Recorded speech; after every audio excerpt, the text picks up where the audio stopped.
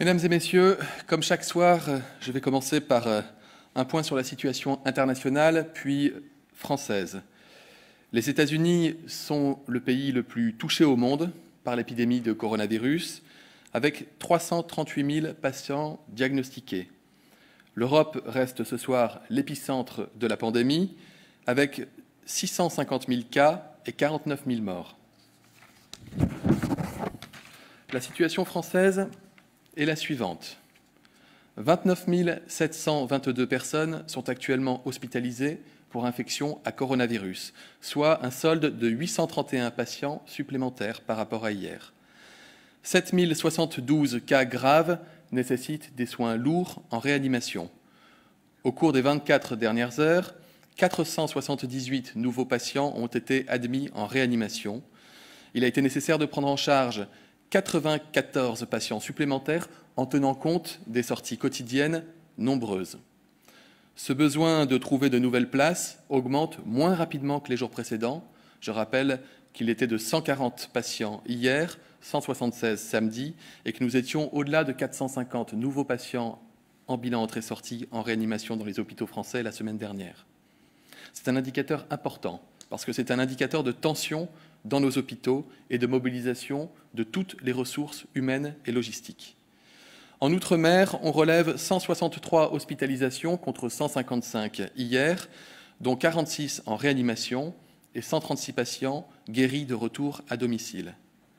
Au total, ce sont 17 250 personnes guéries qui ont quitté l'hôpital, plus de 1000 patients supplémentaires hier, auxquels il faut ajouter les dizaines de milliers de personnes guéries en ville. En établissement social et médico-social, 3 865 établissements ont d'ores et déjà signalé au moins un épisode de cas de Covid à Santé publique France, pour un total de 23 620 patients diagnostiqués. La mortalité hospitalière depuis le 1er mars fait que nous déplorons 6 494 décès à l'hôpital, soit 605 décès à l'hôpital de plus sur les 24 dernières heures. En EHPAD et en établissement médico-social, nous déplorons 2417 décès survenus depuis le début de l'épidémie, c'est-à-dire que depuis le 1er mars, en additionnant les décès à l'hôpital et en établissement de santé sociale et médico-social, nous déplorons 8 911 décès contre 8 078 décès recensés hier, soit 833 décès de plus en 24 heures. Mesdames et messieurs, je sais combien les Français sont fiers, reconnaissants envers leurs médecins, leurs soignants, leurs ambulanciers, leurs pompiers. Ils voient les images de leurs exploits au quotidien sur leur écran de télévision, lisent les récits de journées sans fin dans la presse, soutiennent massivement leur blouse blanche sur les réseaux sociaux. Ce soir, je voudrais dire ô combien ils méritent votre estime et votre reconnaissance et votre admiration. Ce qui a déjà été fait, c'est du jamais vu dans l'histoire contemporaine de la France. Une vocation qui confine parfois, je n'ai pas peur du mot, à l'héroïsme. Héroïsme face à la maladie et face à la mort. Nos soignants, qu'ils soient hospitaliers publics ou privés, libéraux ou salariés, en établissement de santé ou dans des établissements et services médico-sociaux, sont ces héros de cette lutte que nous livrons face au coronavirus. Comment mieux décrire cette infirmière qui enchaîne les jours et les nuits au chevet des malades jusqu'à porter sur son visage les stigmates d'un masque de protection? Comment mieux décrire ces soignants qui décident de quitter leur ville, leur famille, pour rejoindre les territoires où l'on a le plus besoin d'eux? Ces réanimateurs embarqués dans des avions sanitaires pendant des heures pour mettre leurs patients à l'abri dans un hôpital parfois situé au bout de la France, voire en Allemagne ou en Suisse. Leur détermination est sans faille dans des situations humaines qui portent toutes en elles leur lot de souffrance pour les malades comme pour leurs proches. Et je voudrais vous dire cette innovation incroyable qui se déploie jour après jour sur notre territoire. L'innovation qui transforme des TGV en ambulances géantes, qui héliportent, qui avionnent, qui naviguent. Celle qui fait d'un simple lit d'hôpital une chambre de réanimation, avec ses équipements indispensables, respirateurs, pousse-seringues, moniteurs cardiaques. Celle qui permet à des centaines de milliers de patients de consulter leur médecin par télémédecine, voire par téléphone. Jour après jour, leur mobilisation nous permet de surmonter le pic épidémique que nous vivons. Ce n'est pas terminé, loin de là. Nous ne sommes pas au bout de l'ascension épidémique. Le chemin reste long et rien n'est fini.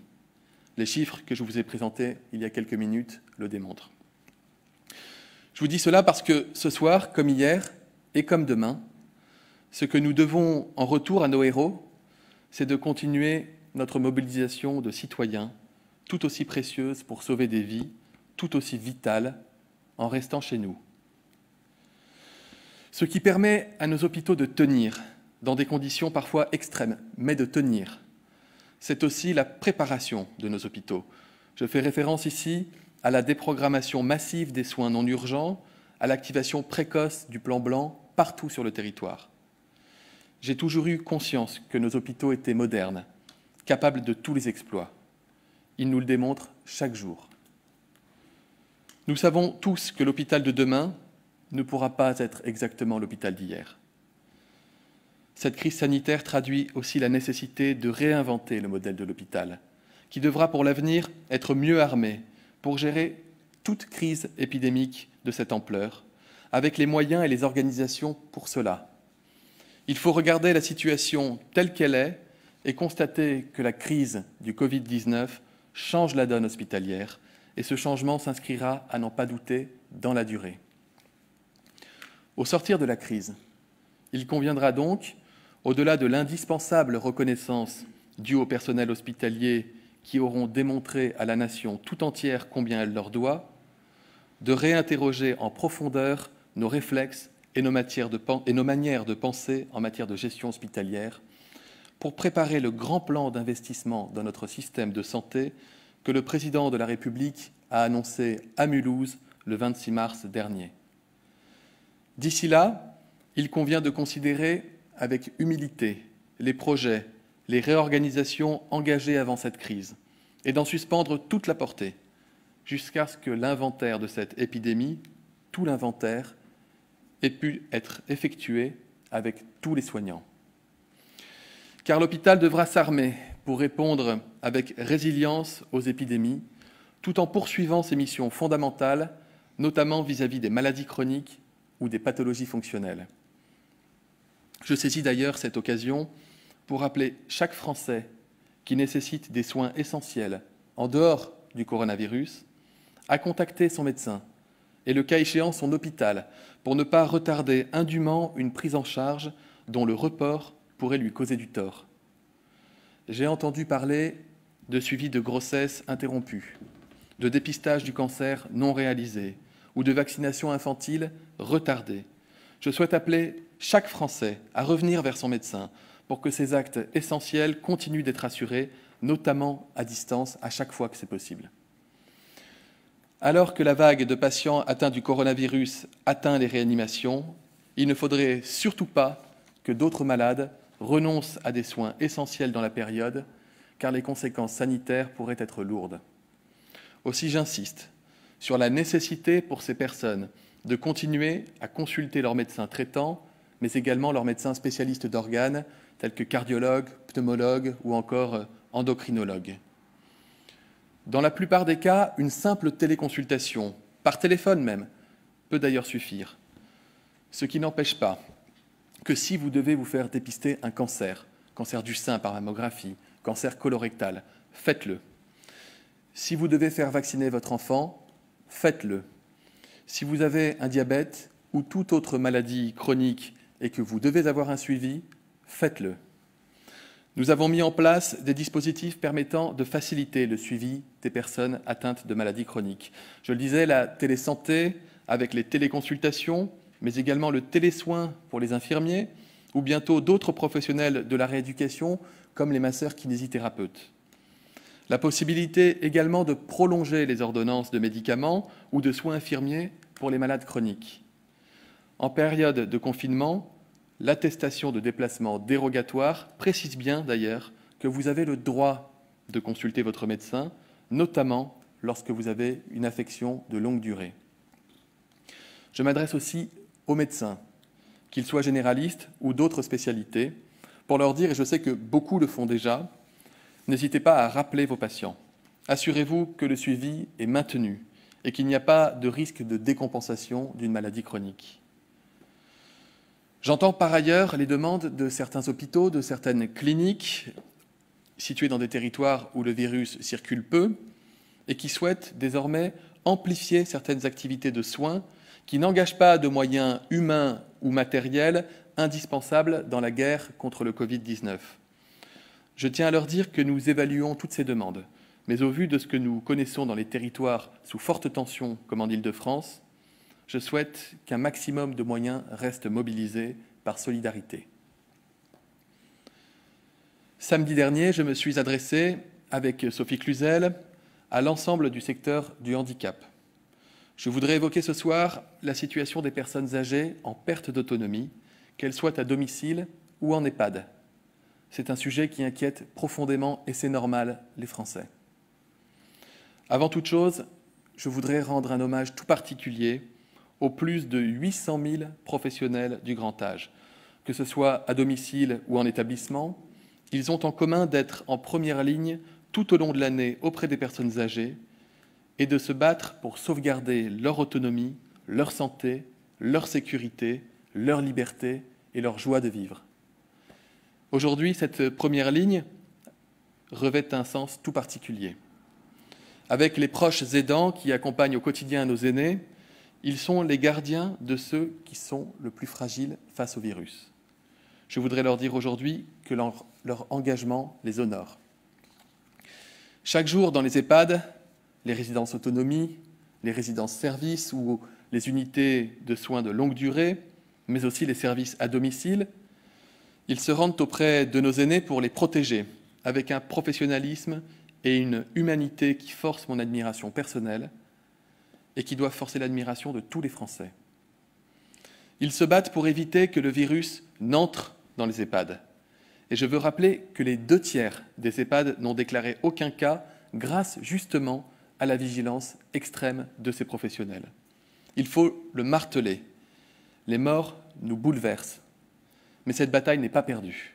Ce n'est pas vrai. Nous nous battons pied à pied pour protéger les résidents. Là où le virus est entré, les professionnels mènent une toute autre guerre. Ils luttent contre sa propagation et pour soigner les malades. Et nous leur devons un soutien sans faille. Il y a une semaine, nous avons annoncé le renforcement des mesures de protection au sein des EHPAD, la mobilisation de ressources extérieures pour que les établissements ne restent jamais seuls dans la prise en charge, la création de filières d'hospitalisation spécifiques pour les personnes âgées.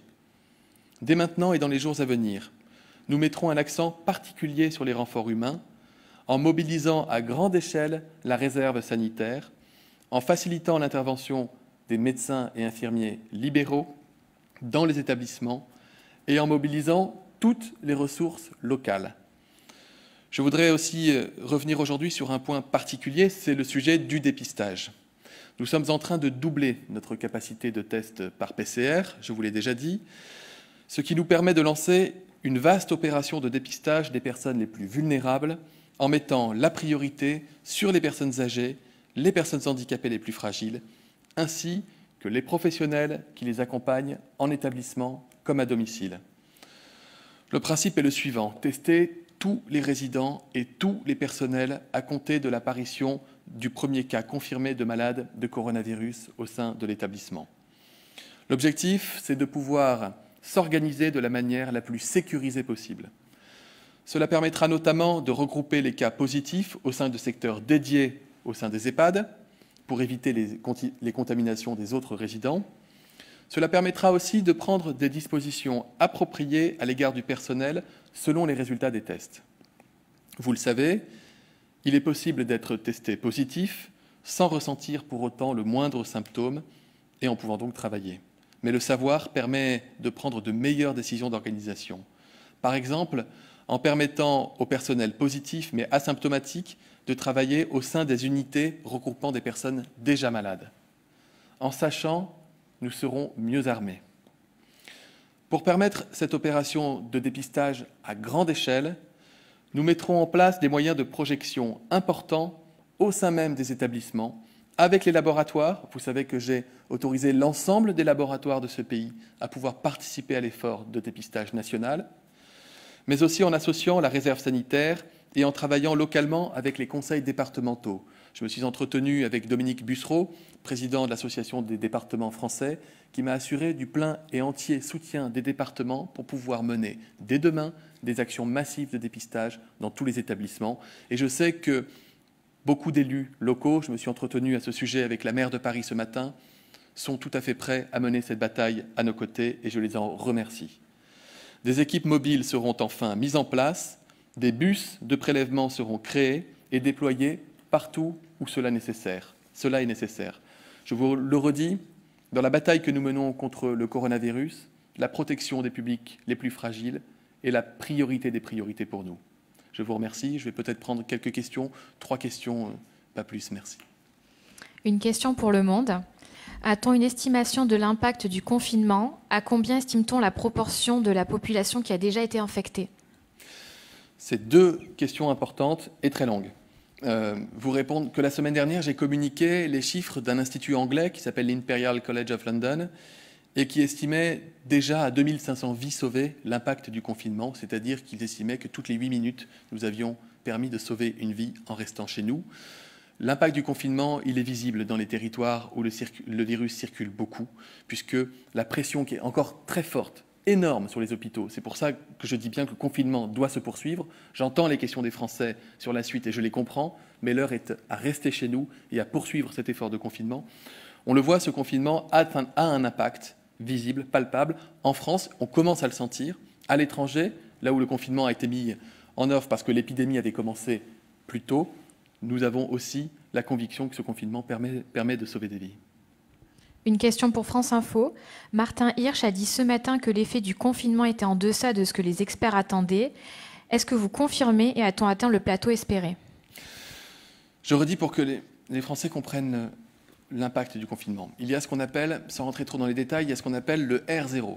Le R0, c'est la capacité de quelqu'un qui est contaminé à contaminer d'autres personnes. Si le R0 est supérieur à 1, ça veut dire qu'un malade va contaminer plus d'une personne et donc que l'épidémie va prendre de l'ampleur.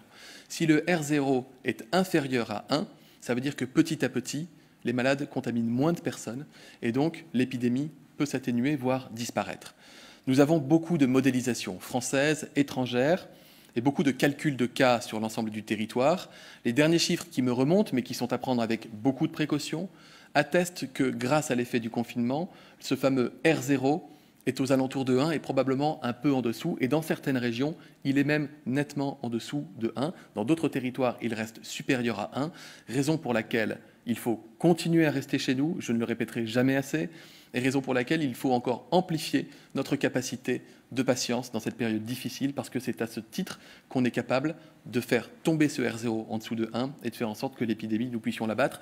Les 2 autres paramètres d'une épidémie, nous ne pouvons pas les maîtriser, c'est la contagiosité d'un virus et c'est la durée pendant laquelle on est contagieux quand on a été contaminé. Le seul paramètre qu'on maîtrise pleinement, c'est celui de la distanciation sociale grâce au confinement. Et la dernière question, le quotidien du pharmacien. Les pharmaciens ont fait 2 demandes au ministère de la Santé. La première, l'autorisation de vendre des masques alternatifs au grand public. La seconde, de participer à la réalisation des tests sérologiques. Quelle est la réponse du ministère?